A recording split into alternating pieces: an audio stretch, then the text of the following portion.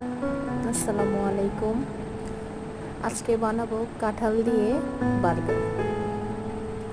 কাঁঠাল দিয়ে বার্গার অনেক মজা হয়, আমরা অনেকে জানি না, তাই এটা খেতে কি অন্যরকম লাগে।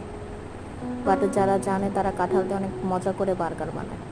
কাঁঠালের বার্গার বানানোর জন্য প্রথমে আমাকে পেটিটা বানিয়ে নিতে হবে। তার জন্য আগে কাঁঠাল সুন্দর করে ধুয়ে কেটে পরিষ্কার করে নিয়ে হাফ সিদ্ধ করে নিয়েছি।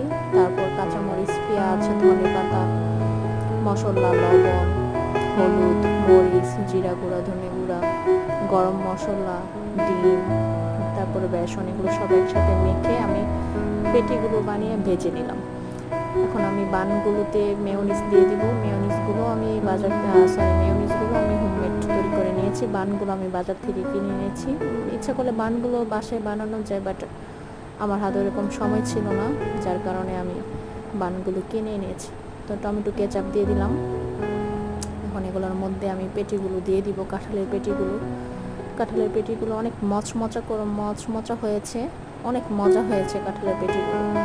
উপরে আমি শসা দিয়ে দিলাম সুন্দর করে। শসাগুলো দিয়ে দেওয়ার পর আমি এখানে আবার একটু সস দিয়ে দিব।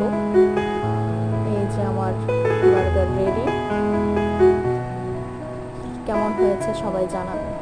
খেতে অনেক মজা হয়েছে আলহামদুলিল্লাহ, দেখতেও অনেক সুন্দর হয়েছে মাশাআল্লাহ আলহামদুলিল্লাহ।